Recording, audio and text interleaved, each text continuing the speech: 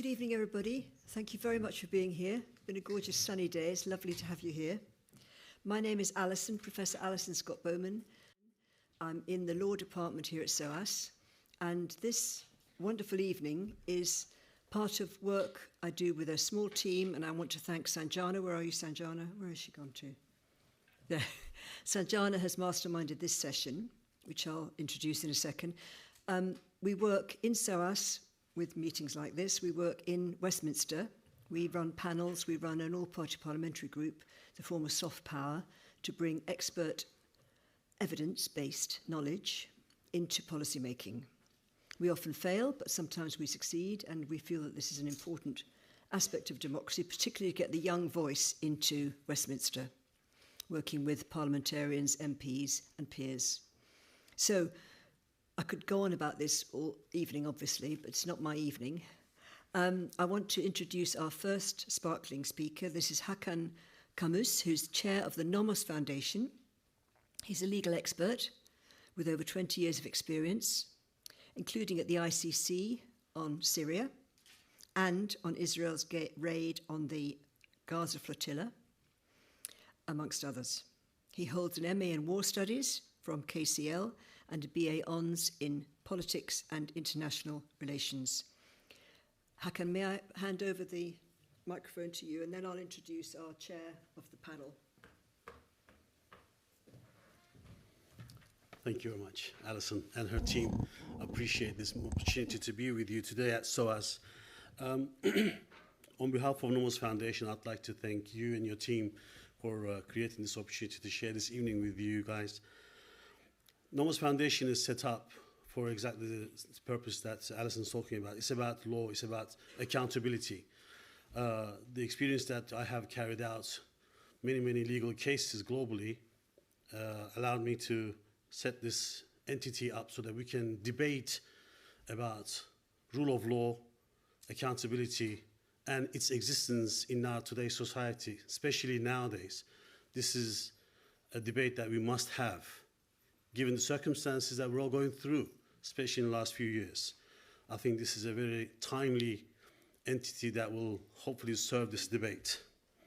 SAS inquiry marks a defining moment for the UK.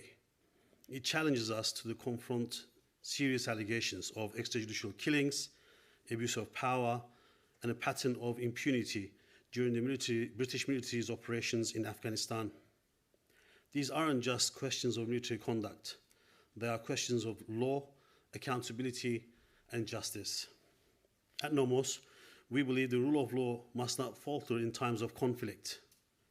When the state power is exercised in the shadows, through the night raids, drone strikes, or secret orders, it must be brought into the light, not for the political gain, but because truth matters. Accountability matters. Lives have been lost, and silence is not an option. Tonight's panel will explore these issues from the ground up, from eyewitnesses' accounts and the legal frameworks to the media investigations and academic insight. It's through the conversations like this that we begin to bridge the gap between policy and human experience. This is not about the past alone. This is about the standards we choose to uphold today. And thank you for all coming here tonight to share this experience with us. I appreciate the opportunity once again. Thank you, Alison. Thank you very much. Thank you very much indeed for a marvellous way of setting it up. Now my job is to introduce Professor Lutz Oette, who will be chairing the panel this evening. Lutz is a very dear friend. He's Professor of International Human Rights Law at SOAS, and he's co-director of the SOAS Centre for Human Rights Law. You couldn't really have a better chair this evening. He has extensive experience working with civil society actors, academic counterparts, and others on the prohibition of torture and on justice for torture survivors worldwide.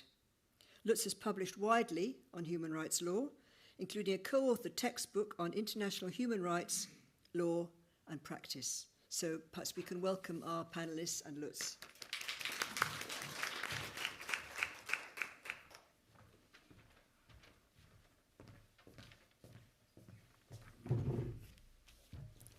Thank you very much, Alison, for the kind introduction. And thank you to the Nomos Foundation and ICOP for organizing this important and timely event tonight, to which I warmly welcome you all. Tonight's panel discussion provides us with an opportunity to examine in the various dimensions of the independent inquiry relating to Afghanistan, which has been tasked, and this is the mandate basically, to investigate into and report on unlawful activity by the UK Special Forces in their conduct of deliberate detention operations in Afghanistan during the period mid-2010 to mid-2013.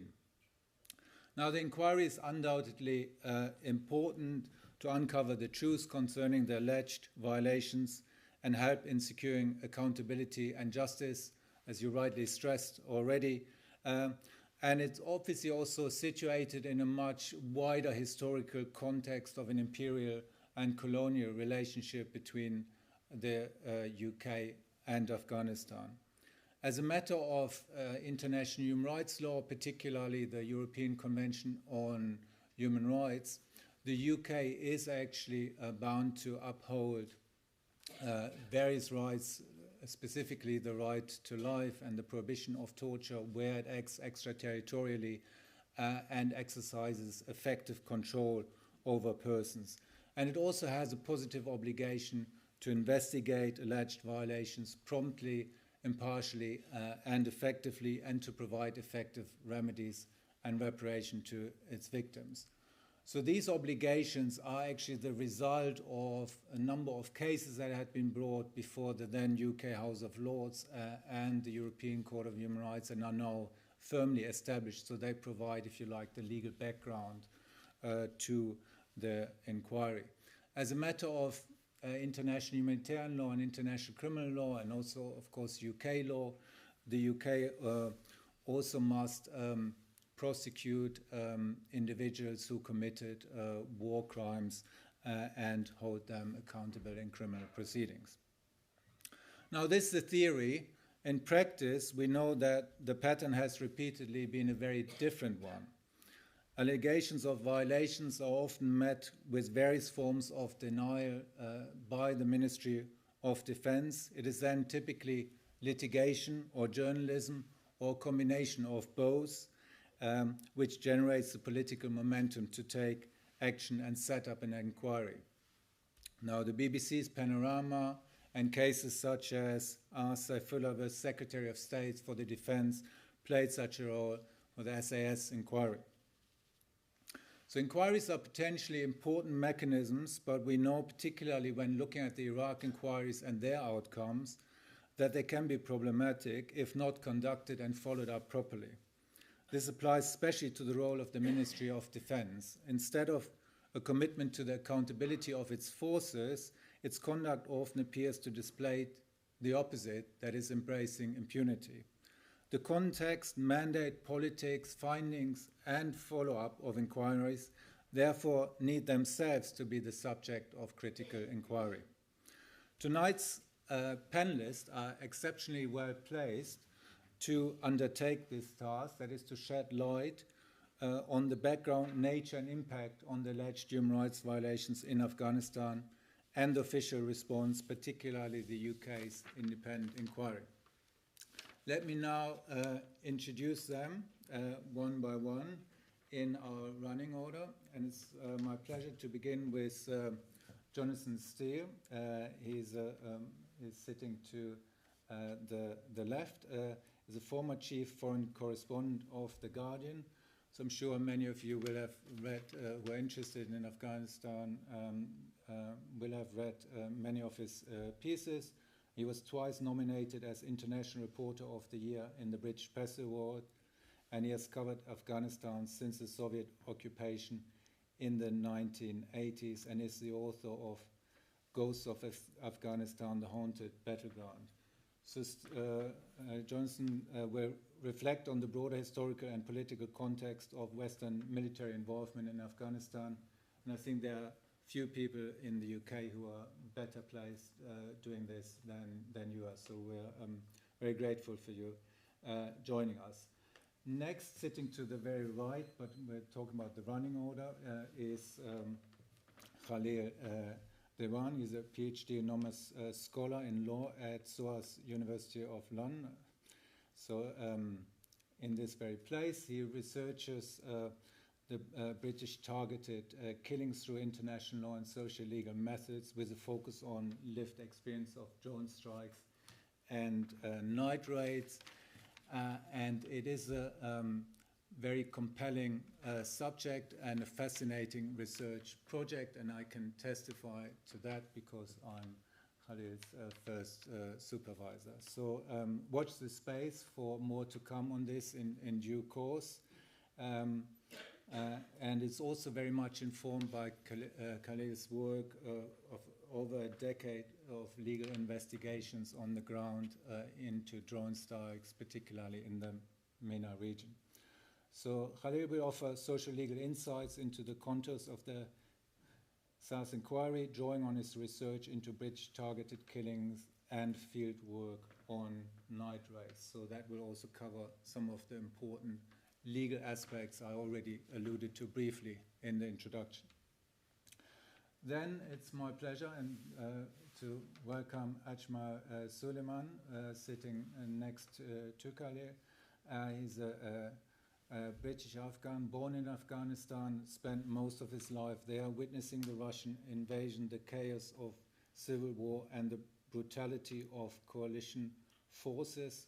So very much a witness account, and he will share his lived experience and the accounts of abuses during night raids and drone operations in Afghanistan, grounding the discussion in personal testimony. And thank you very much for being willing to come here and share that with us tonight, Ajmal. And last but not least, we have the pleasure to welcome and introduce Dr. Althea Maria Rivas, a senior lecturer here at SOAS in Global Development, Peace and Conflict in the Department of Development Studies at SOAS. Her research has involved extensive fieldwork in the politics of development, conflict, humanitarian intervention, and peace, with a focus on Central Asia, West and East Africa. Althea is also the author of Security, Development and Violence in Afghanistan, Everyday Stories of Intervention, that was published in 2020. And she will examine issues of compensation and security in the Afghan context.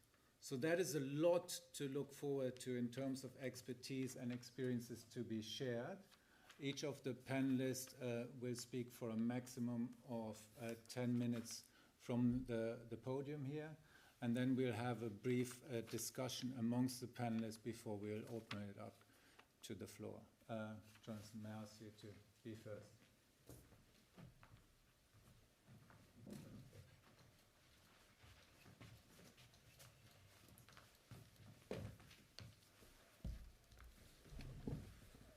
Well, I have a very challenging,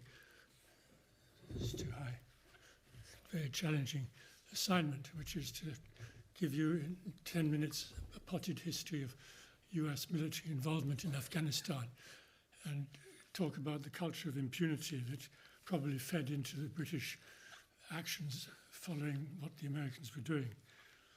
Let's begin with 9/11, 2001. Imagine you are the Taliban ambassador to Pakistan based in Islamabad. You have no television set because TV is immoral. But suddenly in the afternoon, neighbors come rushing to the door saying, come across the road, watch television, there are extraordinary things happening in New York City. The ambassador went across and saw the second plane crash into the tower, and he felt that something terrible was going to happen to Afghanistan. This was not good news. And although some of his colleagues seemed to be delighted, he had a foreboding that this was going to bring death and destruction to Afghanistan. He phoned Mullah Omar, the Taliban leader in Kandahar, their headquarters, and they discussed on the phone how to react. And the next morning, the ambassador held a press conference in Islamabad saying that we condemn these actions. These people must be brought to justice, and we cannot tolerate this kind of action. The United States, meanwhile, was convinced that the Taliban were involved somehow in 9/11. After all, they had been sheltering Osama bin Laden, the leader of Al-Qaeda, near Kandahar in a villa for a number of years. But it was quite clear from the ambassador's reaction and from Mullah Omar's reaction that they were totally unaware of this extraordinary event that was prepared by their guest, Osama bin Laden. We all know, of course, that none of the 19 hijackers were Afghans. They were Saudis, they were other countries, and they had not trained in Afghanistan. They trained in Germany, in Florida, to fly planes and at least steer planes. But the US was not sure how to react. Its instinct was to topple the Taliban, go for regime change, because at least then there would be some visible sign of action by the administration, the George W. Bush administration. But Osama bin Laden had left Kandahar and gone and hidden in the mountains of eastern Afghanistan called Tora Bora, so that even if the Taliban had wanted to arrest him, they didn't have the means to do it because he was hiding and well guarded by his Arab colleagues. And in fact, it took the United States, it was impossible for them to find him there, so there's no way the Taliban could have found him if they'd tried to arrest him. So the US prepared for regime change, but they also set up a group of special forces who would go into the mountains and see if they could hunt down Al-Qaeda. Regime change, in other words, was not necessary. It was only something that was decided on politically by the United States, which wanted revenge and retaliation. But under international law, revenge and retaliation are not conditions which allow an attack on a foreign country. If you are under a continuing attack, of course, you can then defend yourself. If you are faced with an imminent threat of an attack, you can take preemptive action. But there's no way that the 9/11 events in New York could be repeated in a short while. So there was no threat to the United States from Al-Qaeda, let alone the Taliban. They could take their time and work out some kind of police action, which is what they were doing in Tora Bora, but they could make it more efficient. But nevertheless, they went in from October 2001, and they used this technique, which has become all too common, used by other countries as well, of massive bombing. Shock and awe, it was called, 2 years later in Baghdad, and targeting leaders in their own homes where they lived. And it was very quick. The Taliban collapsed in a matter of weeks. Not one single American soldier was killed. It's almost unprecedented in history for an attack on a foreign country to take place with this number of people leading the country and not one of the attackers being killed. But that was the template which has been all too frequently copied since 2001. The UN did come into the picture in December because they were asked to form an arrangement for the new government of Taliban to be chosen. It wasn't like in Iraq 2 years later that the US put a kind of colonial apparatus imposed on the society and ran it like a colony. The US said to the UN, you organize the Afghans themselves, let them choose a government. We're not concerned with that. Although, in fact, that was to some extent not true because it was a US decision that Hamid Karzai would be the next president of post-Taliban Afghanistan.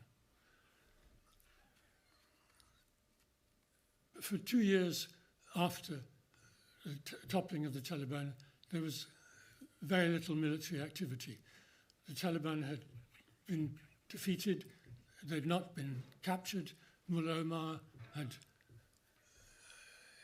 hidden himself. The ambassador with whom I was telling you the story at the beginning of the talk was arrested by the Americans and was sent to prison for a number of years. But the top leadership in Kandahar of the Taliban was not caught. But they went underground. But they were totally demoralized and not ready for any kind of action. And there was a small group of international troops led initially by the British the first 6 months in Kabul, which was meant to provide some sort of military presence. The idea was that for every 6 months it would rotate. The British were just there for the first 6 months. And the experience of the first wave of foreign administrators coming in was quite good. There was no security problem. They were setting up schools, hospitals, developing the country, which the Taliban had not been doing at all. But from about 2004 onwards, guerrilla activity began to develop. There were attacks on police stations, particularly in southern Afghanistan and the Pashtun areas.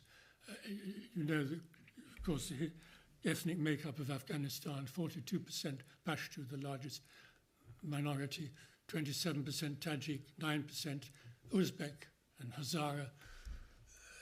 And the Pashtuns had traditionally ruled the country.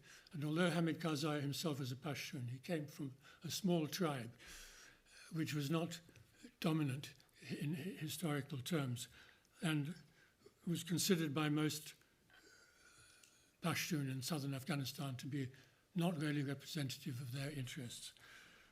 And so this feeling of Pashtun marginalization began to develop. They were angry, the Pashtun of southern Afghanistan, with the imposition of governors from the old Mujahideen warlords who had fought against the Soviet Union in the 80s, who had taken power in 1992, but then had been toppled by the Taliban in 1996 because they were considered to be corrupt, with no real Islamic morality, and were just out for themselves and their tribes. And so that was the second factor in explaining why the Taliban had a resurgence.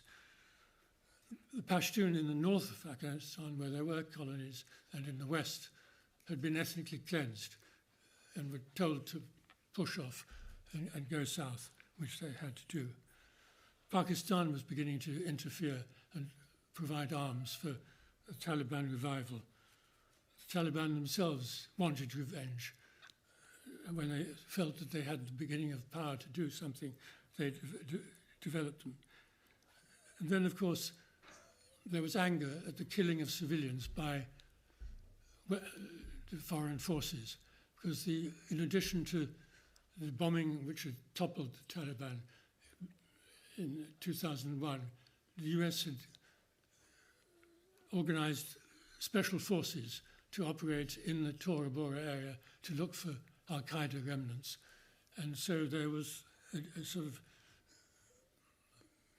uncontrolled US operation going on, which was quite separate from the UN operation in Kabul, the thing that the British, as I said, started in the beginning of 2002. But ordinary civilians in the southern part of Afghanistan began to look back with nostalgia on the Taliban period, because when it came to justice, the new judges appointed by Karzai's regime were corrupt. You had to pay them to take on a case. You had to pay them to answer the case in your favor, to resolve the case in your favor. And it was different from the Taliban because the Taliban, as I pointed out, were highly moral, very old-fashioned morality, but they stuck to the principles, and their punishments may have been harsh, but they were felt to be fair and decent, not just as a result of bribery. So a resurgence began from about 2004 onwards, and the UN kept statistics of civilian deaths caused by the US. In 2006, 230 civilians were killed by bombing by special forces during night raids. As I've said, the US had given their forces the right to attack people in their homes. It was easier to kill a suspected Al-Qaeda or Taliban leader in their home at night. US had night vision equipment so they could see, operate, which obviously the Taliban couldn't do. So they were completely outplayed. So 230 were killed in 2006. Following year, 629 were killed. And 2009, 596 were killed. So there were quite substantial numbers of people, all of whom had families, of course, who wanted revenge. And so you began to get classic guerrilla struggle against a foreign invasion. And then in July 2010, there emerged,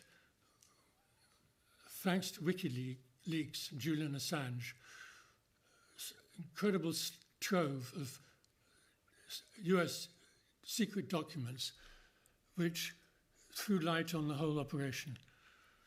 We call them the war logs. They were intelligence reports of every military incident involving US troops in Iraq and Afghanistan. There were also 250,000, 250,000 diplomatic cables sent between the US embassies and the State Department around the world. Fantastic documentation, which one rarely ever gets a chance to see in any government. Nick Davis, one of the Guardian's investigative reporters, read out on the website of the Daily Beast that the Pentagon had arrested a US soldier who was thought to have leaked a mass of classified material about Afghanistan and Iraq to WikiLeaks. The Pentagon was searching for WikiLeaks and its founder, Julian Assange. Assange declined to answer repeated emails from Davis asking to have a meeting. Eventually, Davis caught up with him in a hotel in Brussels.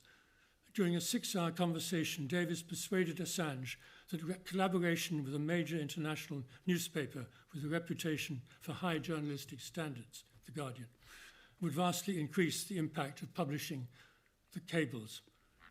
Britain has weak laws, as you know, protecting freedom of speech, and previous Guardian efforts to publish sensitive material on various topics had often been gagged by court injunctions.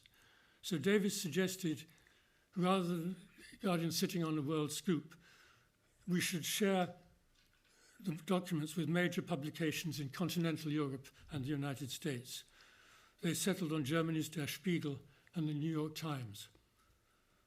They felt there was no way the Obama administration would dare to take action against the most powerful US newspaper, which supported the Democratic Party. The agreement was made. Assange provided us with the CDs of the leaked material, and over the summer and autumn of 2010, we worked on collating it and selecting the most interesting material.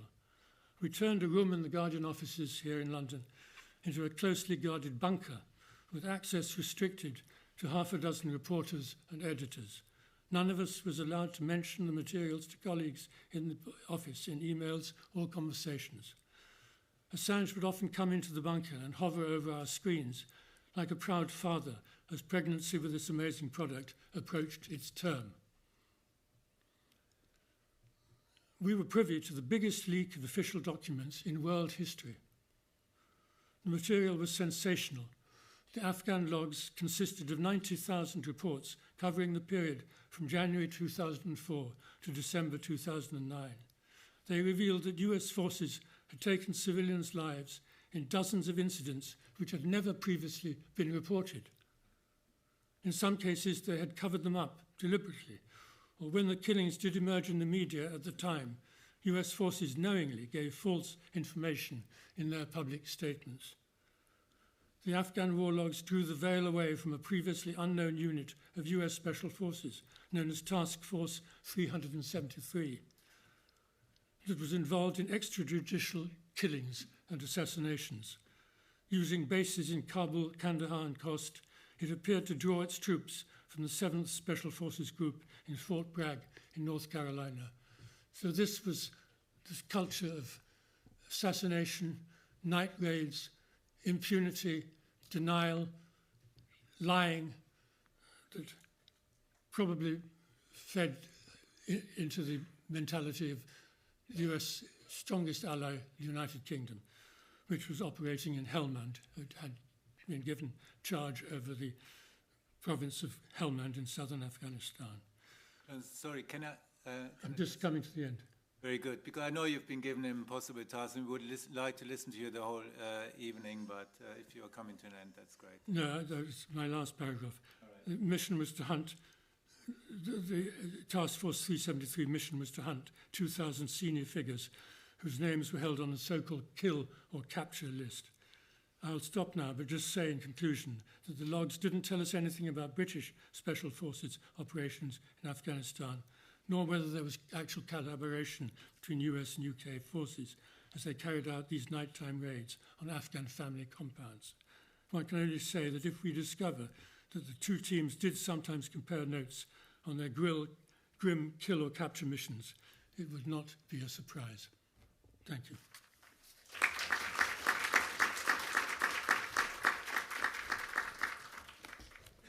Thank you so much, Jonathan. Khalil, please. Thank you.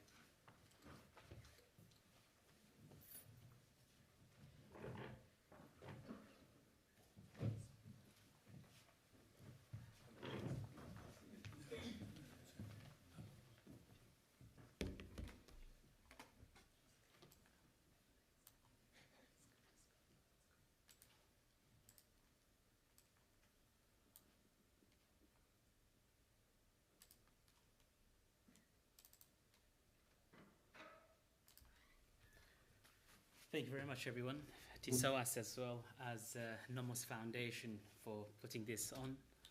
Very important and timely topic, but in the same time, very serious.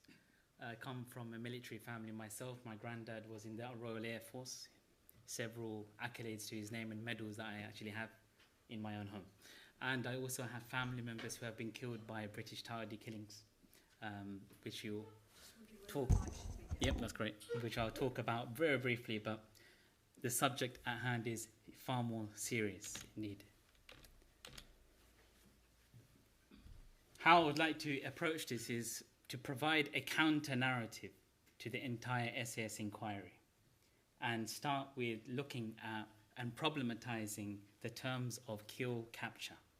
They actually call it the deliberate detention operation, DDOs. And the reality is, it is nothing like that. In practice, what we have is deliberate targeted killings based on a premediation, a pre-plan of the operation. And this is evidence as of last week, but of course, those of us in the field know this very, very well, and you will also hear lived experiences after me, whereby the SAS officers themselves have admitted that they were on mission to kill, not necessarily detain. So I think that is the first starting point. The framing of the entire discussion is very limited and non-robust in terms of the terms of references when we just focus on kill capture, when the reality is we are focusing on, where we should be focusing on targeted killings. And this also speaks to an enabling posture to kill within the military. And it's something which corroborates with the legal and the policy guidelines of the government, which I have been writing about over the last 2 to 3 years now, and have been witnessing not just with the US, but also with the UK, but also the US and France and others who are also copying them as a copy and paste in terms of targeted killings. Thirdly, the inquiry completely dislodges the utilization of the drone program, which is highly problematic because even the SAS officers have spoken about the use of drones within the conflict zones, which is highly telling with regards to how these operations are working in terms of the ecosystem. And in the public domain, we're not going to be asking, the public to know about how military operations work. I've spent a lot of time speaking with the RAF. I have a lot of access to the RAF as a result of my family and also investigative work. And many of them have given me plenty of testimonies, including the Americans. And lastly, what the SAS inquiry as a counter-narrative does not include is that it's not just Afghans which are actually targeted and killed, but it's also foreign nationals as well as our own, which brings the conversation to a completely different ballpoint. Not long ago, we had denials of targeted killings when the Joint Committee of Human Rights was investigating targeted killings. In fact, Michael Fallon, the former Secretary of State for Defence, said the UK does not have a policy of targeted killings. I can confirm to you we certainly do. I have spoken to them. I have spoken, the practice of targeted killings with, former RAF pilots. In fact, it was only last September I delivered a lecture at the RAF on the matter, and several RAF pilots later came to me and had a lot of positive things to say regarding my work, including the legal advisor of the drone program was therein, sitting there in the middle. So we do have a targeted killing policy, and it's subject to my thesis. So what are we indeed talking about today? We are talking about targeted killings. There are two modalities of targeted killings. First, we have night raids, as I've just mentioned, and the second is a targeted killing via drone targeting strikes against individuals, named individuals. International law scholars have tried to come up with these 5 contours to really come to the grasp of what a targeted killing could be. So first of all, we have use of force. Second, we have intent. It must be premeditated. Targeting individuals, i.e. kill list, named individuals. We also have a lack of physical custody. I disagree with that personally from a socio-legal lens and investigations. And the number 5 is attributable international law. What they really mean by that is there's a legal basis. So that brings in the targeting cycle and the justifications for targeting. So there are 2 types of modalities of a targeted killing. So we should be including the drone targeting as well as the DDOs as well in this conversation. So the terms of references is non-robust as well as very limited on purpose. And in fact, the underpinning of the SAS inquiry did not begin from the MOD itself. It started because of Hannah O'Grady and others within the BBC, who I know very well, taking it up on themselves to investigate these night raids. So the BBC actually for once did something quite great, and they did an amazing report which led to the panorama and so on. So there are 2 types of targeted killings. We have deliberate targeted killings. It is effectively a pre-planned targeted killing based on a kill list, based on authorizations from commanders up to down. So they have a full view of what's happening. And we'll talk about this more in a moment. You can see on your far right, the JSP 900 targeting policy over there, which was actually redacted only until recently, and even then, majority, if not 80% of the document is black and white. So this is quite, we thank the MOD for giving us a view of what it is. And I can tell you there are several iterations of this. This is one of them, which is of public view. And the second is an accelerated targeting, as you can see, accelerating targeting underneath deliberate. And this is effectively in-mission targeting, where targeting takes place in mission. It's time sensitive, it's on the ground, is based on live streaming, is based on communication from ground to air to sea, and also now in space and satellite, and they will find whoever they need to and take them out if they need. But my research focus on the pre-planned targeting, which is pre-mediated based on a kill list, and we've been having a lot of fun between myself and my supervisors. It's important to mention that the UK's targeting practices it goes beyond Afghanistan. It's not necessarily only in Afghanistan. One of the SAS officers mentioned last week that we did the same in Iraq. But I am also here to say The same happened in Pakistan and Somalia and Yemen and Syria and other countries. The difference between Afghanistan and some of the other countries on the screen now is it's completely outside of a pale of an armed conflict.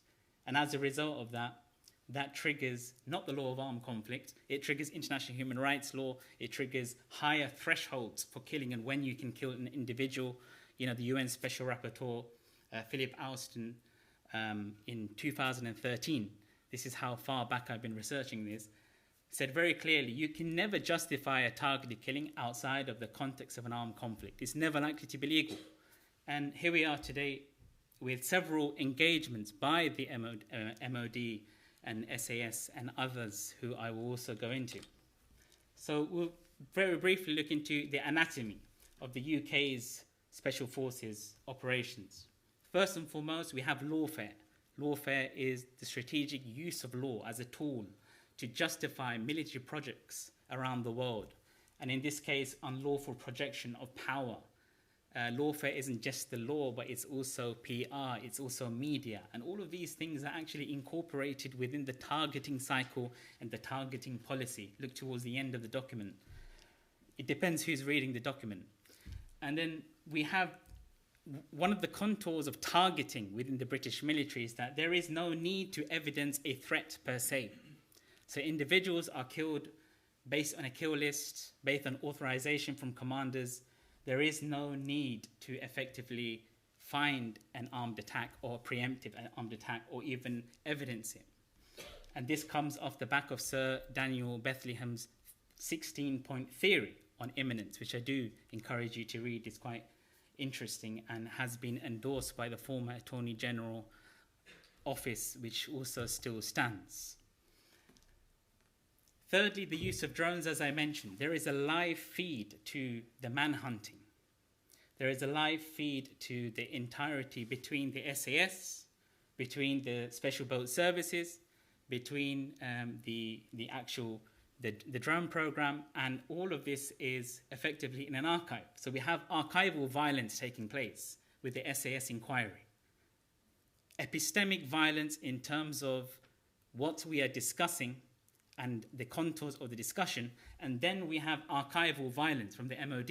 For instance, we've deleted the data, or we've lost the data. We cannot give the data. You cannot use the word SAS in this inquiry. So that's how far it's actually gone. Again, lawfare. So it's, you know, we're stuck at the preliminary stages of the discussion, and we haven't really even got into the law because the MOD does not even want the usage of SAS on the inquiry. Highly problematic indeed. And I've mentioned the ecosystem of actors, and you know it's more broader than these three entities. There's far more units involved, and it's also based on a kill list, which I have also corroborated in my own research. And it's important to note that it's not just Britain, of course, that was operating in Afghanistan. There were several other powers there, including Australia. Now, Australia have had their own SAS inquiry. It's highly brutal with what was going on over there. I've been following it quite deeply.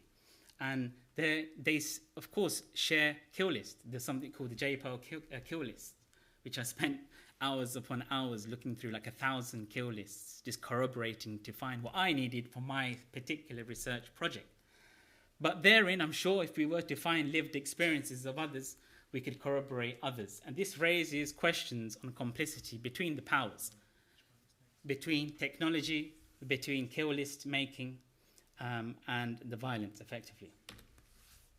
I won't go into it too much, but then we have 20 individuals, up to 20 British nationals who have been killed. Khalil, if you may. Sure.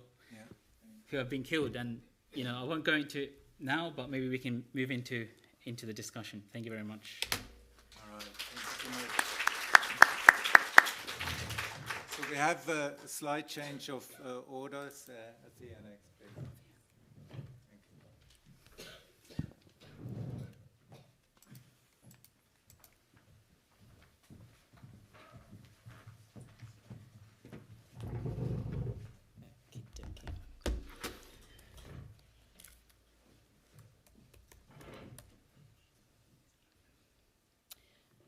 Okay, hi everyone. I'm going to be quite brief, so we'll have lots of time for discussion after Ajma. So I've spent about 20 years either living in, researching, or working in Afghanistan. And so when Alison and ICOP invited me to talk, I really had to think about how I was going to approach this. So I decided I am going to kind of start with a story. So those of you that know me know I like to kind of talk about stories and narratives. So an experience that I had. And then I'm going to highlight 3 points or 3 things that I learned from that experience, and then leave you with like an overarching thought, and that's it. So hopefully like 6 minutes, I think 7 minutes. Okay. So in just before 2010, I was working for a small NGO in the eastern region of the country, and I was the head of the sub-region. And one night I got a call that something had happened to our office. So one of my staff members picked me up early the next morning because it was in the middle of the night, and we went to the office. And what had happened was during the night the office had been raided. And we weren't sure by who, but the door had been blown off, and then the yard was chaos. Everything had been either ransacked, broken, or stolen. There was bullet holes in lots of different places. So, and there was 2 staff who had been at the office that night, actually 3. One had just run away very quickly, I think, because he knew or saw it was coming, and then the other 2 had gotten kind of caught up in what happened. So we went to the PRT, so the Provincial Reconstruction Team, so there's like a military base. And on the way there, actually, we got a call from one of the staff members, and he said he was home, and so we went to his house to find out what happened. So ultimately, there had been a night raid on the office, and he and one other person were there. He was awake, kind of guarding the door, and the other person was sleeping. They had been visiting from another province. They had obviously gotten scared when the door blew off, and then they tried to kind of run away and scale the fence, scale the compound wall. That didn't work, obviously, because they were being shot at, so they then dropped. And they were taken by the people who raided the military and the counter-terrorism police to an undisclosed place. Overnight, they were kind of like blindfolded and treated very badly. And then in the morning, they were put in a lineup of people and then let go. And then they called us when they got in. So knowing this, we, later on the next day, after doing some of our own kind of intelligence gathering, myself and my deputy, went to the base, talked to the commander, and we were able to do that because of like international contacts that I had. Otherwise, it would have been very difficult to just access a base. And he, basically kind of listened to what we had to say, though it had to be like very carefully curtailed, the story. And he just said, well, I haven't heard about that. Now, their base was not too far from our office, really. So even if he hadn't heard about it, he definitely would have heard it, So, okay, we said, all right, and then we left. And he said he would get back to us. Right? So eventually he got back to us and said, oh, yes, so he has heard about this now, but he doesn't know anything about it. Right? It didn't come from his base, right? So, that could have potentially been true. And he said, what we also wanted to know, like, where was our stuff? It was coming back, and, what was the compensation that was going to potentially, like, happen for our staff members? And that was never on the table, really. And we never got any of our stuff back either, right? There was a long story that followed after that, but I won't get into that. So from this, I took away kind of 3 points that I'm going to highlight quickly. So I think the reason that the commander got back to us is because the NGO was partly funded by the country that his military was representing. Okay, so he may not have known about what happened, because one of the things I think that is important to highlight is there are many, many different groups doing lots of different things in the context of an intervention like that. So while he may have known about it, it's possible that there were different covert operations that he wasn't necessarily aware of immediately, though we don't know, because there's lots of things that you never know, right? So really that was the reason, and because of my international contacts, we were able to access the base, and I think because of how we were able to access the base, he eventually called us back, or called me back very shortly, which is rare. But really, it was just that, it was the funding, so there was some sort of kind of like tie there that he had to respond to. but the life of the people in the villages around the base, right, was of less or little consequence. So there was an understanding really in future conversations with him that they were just the collateral damage of the conflict, and also that, you know, they were seen as like clandestine insurgents, insurgent adjacent, or potential insurgents. Like that's kind of the different categories, right? And in this sense, they were disposable, right? So they were disposable lives. And while we talk of kind of disposability in bare life and academic theory, the reality of that in the context of intervention and occupation is really stark. And I hope people leave here with that kind of message, right? So it is marked by extreme violence and terror, right? So it's not just something we can kind of be apathetic about. Secondly, I thought, you know, the second point I took away is compensation, again, is far from justice, right? So how to attend to civilian casualties and deaths was a kind of growing and pressing concern in the war on terror, particularly as the number of civilian casualties and those harmed like greatly outpaced the number of like combat-related casualties or combatant casualties, right? So populations were facing kind of like ongoing violence due to like airstrikes, which we've talked about, but also at checkpoints as a result of motor vehicle accidents, house raids, night raids, drone attacks, and then also many, many incidents of everyday violence and humiliation that are rarely discussed, that goes beyond the military, but also is part of that kind of like intervention of the intervention itself, right? So like as the intervention is set up, it's part of how it manifests itself on the society. Compensation happened by militaries, private companies, and also aid programs like UN agencies, right? Or UN adjacent agencies, right? And they became kind of a common mechanism for responding to civilian deaths and casualties, okay? They were really deployed in an effort to win the hearts and minds of the population. So yet, you know, money can provide kind of like short-term relief to victims and their families. Because of non-repetition in the context of ongoing conflict, intervention, and occupation, which this absolutely was, but the lack of accountability in the compensation schemes rarely addresses the weight of the loss of life or the legacy of extreme violence, terror, and trauma, right? Like that is not part of a conversation. So this economic accounting does not entail kind of like accountability as such. The lack of accountability actually reinforces the possibility for impunity for civilian harm, and also this international norm around collateral damage, right? So there are different mechanisms through which payments are given. So some are highly bureaucratic, some are more discretionary, but they're often framed as expressions of sympathy, right, of condolence and compassion. It's almost like a gift. Right? So the idea of the gift is at the heart of Western liberal warfare in this context, and also liberal peace interventions. And because it is embedded in these promises of like freedom, liberation, progress, and justice that is deferred, right? And really what they do is they blur the social and political violence that they enact and the imperial relationships and resonance that is embedded in these situations. So those are my 3 takeaway points. And lastly, I think this conversation, you know, that we're having, it is much bigger than the SAS, I think, which some of the speakers have already said, right? Related damages and killings. The military are really beholden to their political masters, and they're trained as blunt tools of extreme violence or that can enact extreme violence in different ways, from different angles, however they might be.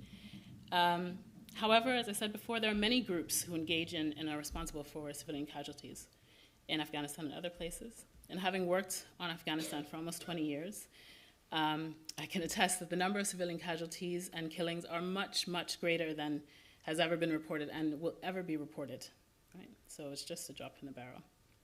So this conversation, I think, speaks more broadly to the realities of the violence of conflict and intervention, right? So this Western or global North approach of proposing to address harm constructed through particular geopolitical and colonial lenses, right, with militarized solutions and violence, always produces more violence. And this we already know.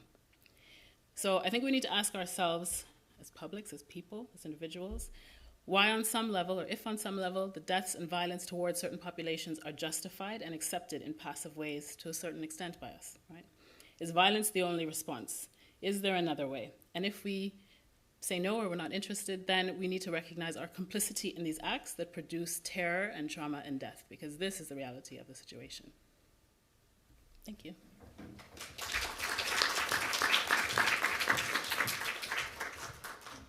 Thank you so much. And now over to you, Ajmal, please.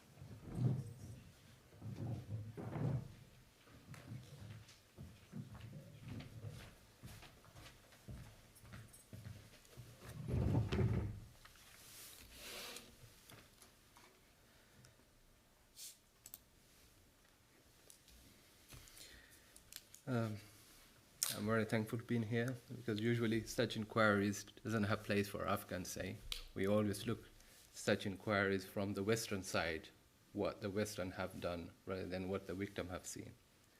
There's so many stories which been happened, it's been covered up completely. Till now, there's so many stories not been told, and it's been there as a treasure. Something about me, a quick introduction.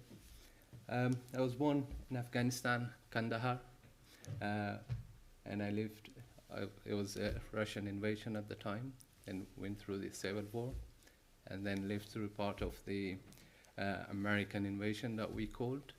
Let's see their criminality, their wrongdoers, all these things we have seen, I have seen through. Coalition forces invasion. We don't call it coalition forces invasion. We simply call it American invasion because it was American who invaded Afghanistan, and they made other countries to follow them and complete their policy and whatever they had their plan. And I was a teenager, 2001, in October, I was in Kandahar. I had very high hopes, very excited that the new government is going to bring up prosperity, they're going to bring peace to the country. Afghanistan is going to be one of the developing countries among the list of developing countries. But little did I know that this change is going to bring up and make loss of lives, Afghan lives, around 500,000. It's not been recorded because they didn't want to record it. Till now, it's not been recorded.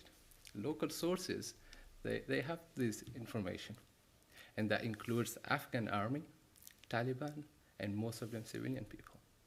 They either died from the drones, target killing, or raids and bombs, which was part of the this loss of lives. Afghanistan was witness 2 decades of war. So many things happened. And Afghan, they have seen significant financial cost of these 20 years. Although they would mention that Afghan, quite a lot of money came to Afghanistan, they've been developed, it became completely changed, but that's not true.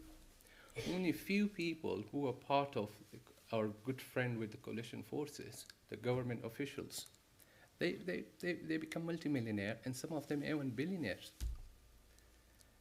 How can an official of Afghan can buy a jacket for $10,000 while his people dying in tent and minus 10, 15 degrees?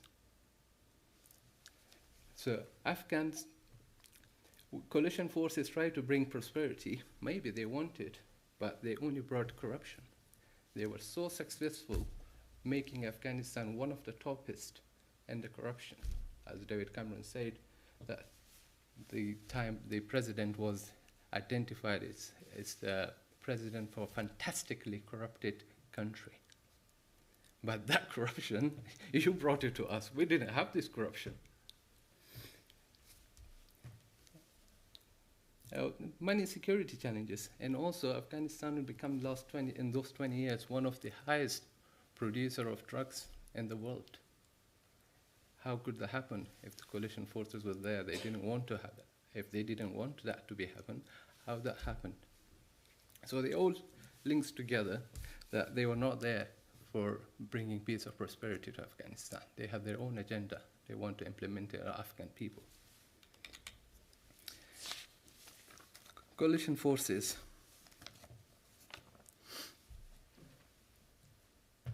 So when the coalition forces arrived, so they brought back to the power many of the same figures who have been involved in previous conflicts. Former Soviet-backed individuals, warlords, known human rights abusers, criminals, thugs, a mafia, smugglers, psychopaths. They were all part of the Afghan part of Afghan government. Also, coalition forces had the similar people with these characteristics in their force as well. They had psychopaths. They were enjoying killing people. They were enjoying killing detainees, kids, females.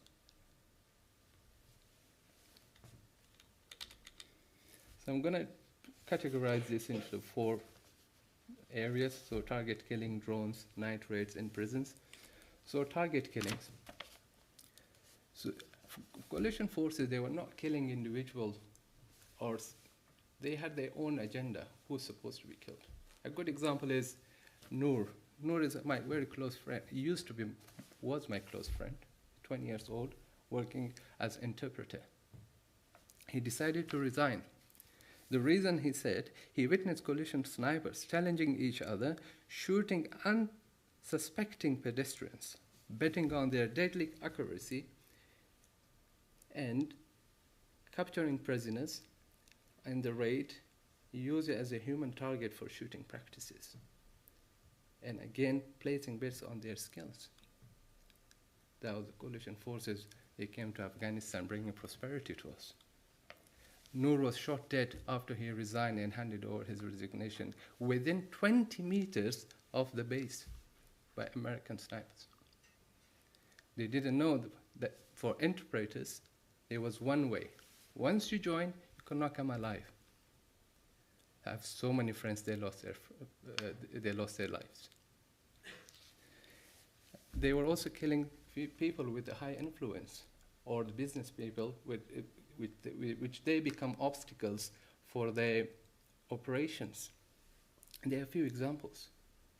Karzai's brother was killed because he was a businessman. He was killed by a phone bomb. We heard recently about exploding the phone devices, but that was way long before that. Karzai's brother was given a phone. It exploded on him. It took people ages to find out how this happened in such a security. Car bombs and those things was just normal for them. Drapsal. So he was a very high influential from centuries. He was shot dead in his office and the second floor from 2 kilometers away through his window while he was working on his desk. These are just few examples of target killings. Killing was just as entertainment for them. A friend, Mahmoud Tahir, he was riding a motorbike 50 or 100 meters away from the army convoy. He was shot. 3 bullets. One got his foot, a thigh, and his ribs. Luckily, he is still alive. But when that person shot him, he having a laugh on the top. Drones. Drones was another nightmare for Afghans. It was a kid, 6 years old. He was asking the interpreter to tell the British Army to not bring the drones, scare him at night.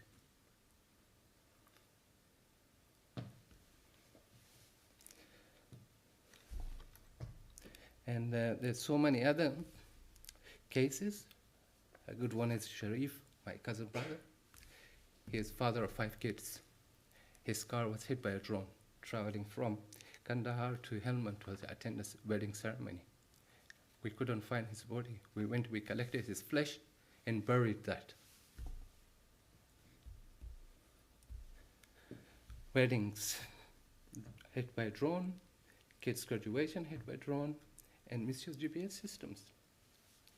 So the local formers and the local area intelligence, they have been given a devices, they refer to it as GPS device. They used to throw that device on the roof of the house so the drone can strike it. But those small houses in Afghanistan, if you strike one house, you get rid of the entire village. There happened so many occasions, and so many occasions this has happened. Night raids. This was something different. It's nightmare for everyone, every Afghan. You never knew when you were going to be the next one. Ibrahim, when he was detained for the second time, they raided his house. took everyone out of his house. He took his 4 years and 7 years kid outside. They shot him dead in front of his father.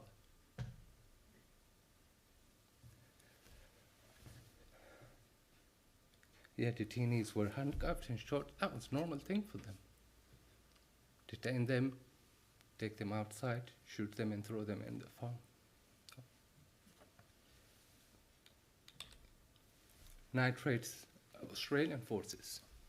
Another example of brutality and disrespectful. 2007, Australian forces raided a village, took out 14 elderly people, make them stand to the wall, naked, and they sexually abuse them in front of their kids, family, and village. Same case again in Roscoe. They raid a house. They found a couple in a bedroom that nobody would want, anyone want to be seen in that situation or that condition. They were dragged naked, put on the black bag on his head to the armored car. He was beaten, limbs were broken. After 2 weeks, they realized that they raided the wrong house and the wrong person was detained.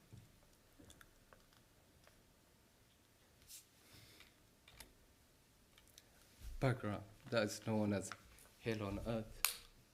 We all heard the background name, but how many of you have ever heard that there were more than 20 private prisons that coalition forces had only in Kabul?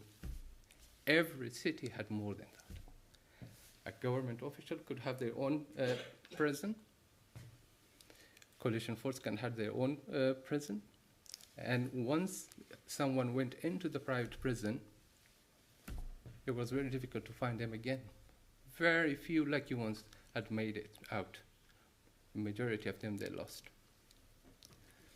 In Bagra, 11 and 12 years old were impersonated with the adult in the cell.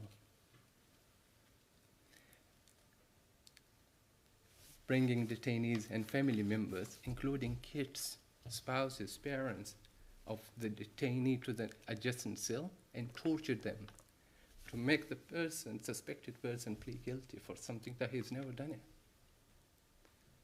That's the level of torture which was happening in the background prisons.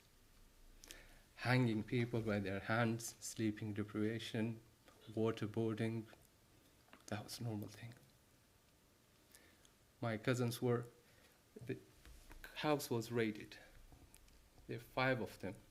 Halim was his name, 5 his brother. Their house was raided. They were missing for a week. We were looking everywhere. We could not find them. They were taken to one of the private prisons. And after a week, they were released. We could not recognize them. They were hanged on their hands for a week, no food, no drink, or bare minimum, just to survive them. And disrespecting the religious textbooks, that was just normal.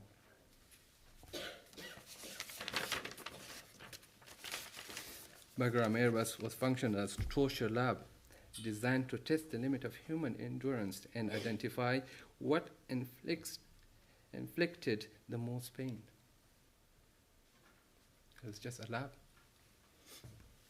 torturing lab. And on top of that, they use so much weaponry in Afghanistan. The massive ordnance, like the mother of all bombs, on area of heavy populated people. And the horrific long-term consequences of such weaponry are now surfacing, with reports of increased birth defects and disability in newborn in these war-torn areas. These night raids, they're also abused by the time of the local or the government authorities. In 2003, there was an official in Kandahar.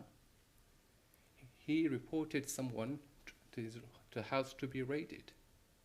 Americans came and raided his house, killed many people in the house.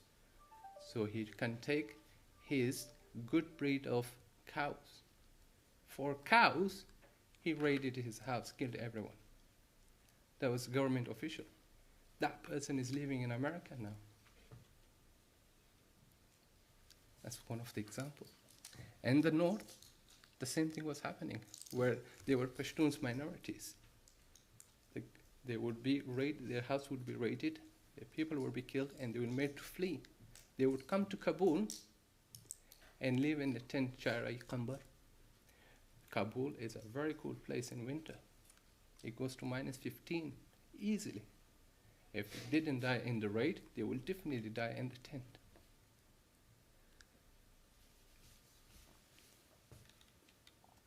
So we come to conclusion. Every nation that part of these coalition forces must issue a formal apology at the crime that committed during the last 20 years. They must offer compensation for the widespread devastation and losses. Crucially, every individual who committed these atrocities, including any Afghan who collaborated in this crime against their own people, must be brought to justice. You can't be walking free while we lost our family members. We're still missing. We're looking for them. Thank you very much. So what can we expect from the inquiry? In terms of all of what we discussed, we have the broader history that we heard about, a history of interventions, of violence, of impunity in Afghanistan itself. And we, of course, have now a new old regime, which is highly controversial, as we've just seen, and we didn't need reminding. And then we have, of course, also a legacy of UK interventions, often in tandem with the US, in countries with similar patterns. So there is a question of accountability and justice for those violations, but also a change in the practices. So I think if we look at the inquiry, which seems to have a fairly narrow mandate in light of the much wider matrix of all these connections, can we then see it as more of the same, or is it potentially an important window that can open new ways of thinking about the future of not only Afghanistan but also the UK-Afghan relationship, given the current political situation? No, thank you very much. I'll incorporate both the questions. I think from a post-conflict reconstruction and reconciliation phase for Afghanistan is quite an important point in their history, which the global narrative kind of silences. And whilst there are several competing human rights violations taking place from a liberal framework, I personally believe there are, what has been left, i.e. the colonial residue, still remains in the hearts of people. And how that is going to be effectively, kind of developed forward is going to be very interesting. We haven't really heard from the current administration what they think about that, because they've been dealing with the security parameters in their country. They have several different issues. 40 years later, they're trying to run a state in a very, disequilibrium global order.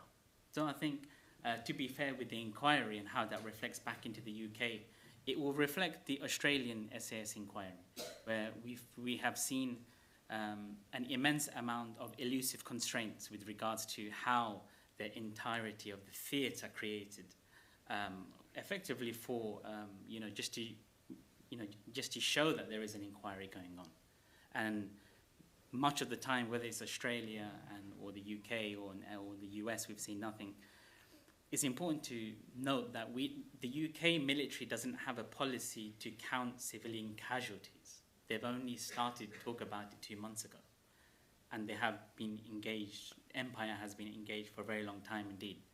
So I think when it comes to accountability and the global order we live in today, and how, when we look at the nexus of warfare, states will be thinking, well, this is how we fight.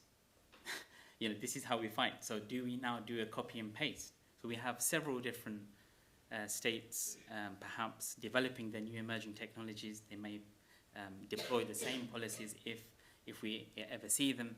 And the question is, from an international perspective, can you blame them, and is this actually a response beyond the legal contours that we have in the world and the failing, or the failure or the graveyard of international law and accountability? All right, thank you. So I'll ask the three panelists for a very brief closing reflection. What, if anything, do you expect from the inquiry in actuality? What will happen, and what would you like to see happen coming out of the inquiry?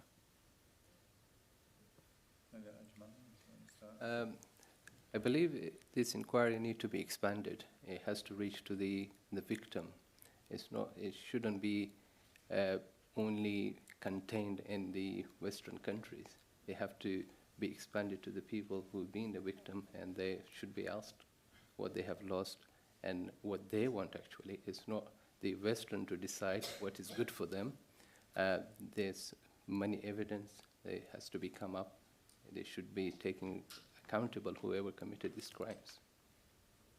All right, thank you. Obviously also a victim-oriented approach, very important from a legal perspective. Yeah, at the end. Yes, that's what I was going to say. I think it's important that they take a victim, survivor-oriented approach to the inquiry. It would also be good, just to mention the gender stuff again briefly, if there was some understanding of the gender implications of what has gone on as well, right? So beyond just numbers of men and women, and some. I guess the real thing is, what does it then change in the future? Is it just to acknowledge what has happened? Acknowledgement is something, but I mean, acknowledgement and apology really doesn't go very far. This we know. So if acknowledgement and apology won't go very far, so what should happen then in a nutshell? Yeah, so change, right? So what is the change that this leads to? Because acknowledgement and apology is important because it's very difficult even to get that far. But just that is really frustrating as well, right? Like, what does it mean then? Because what are you actually saying if nothing happens after the apology? Yeah, very important point. Jonathan, you have the last word. Well, I agree with what has just been said. I think there has to be acknowledgement, accountability, recognition that this kind of thing cannot be tolerated in future interventions. And I think the initiative to try and name every victim is vital so that people are seen as human beings, human faces, not just statistics. And it might have some restraining effect on the combat people, the killers in uniform, if they are faced with the knowledge that their victims are going to be named. All right, thank you. All very important points. We'll be following the inquiry very closely. I don't think expectations are very high amongst the panelists, but hopefully we will be proved wrong on that occasion. Right, thank you so much. This was a really brilliant panel with wide-ranging presentations. Apologies again. I've had an unenviable role as a chair whenever I had to intervene or give you a stern look because time wasn't on our side. But thank you again so much for all your contributions.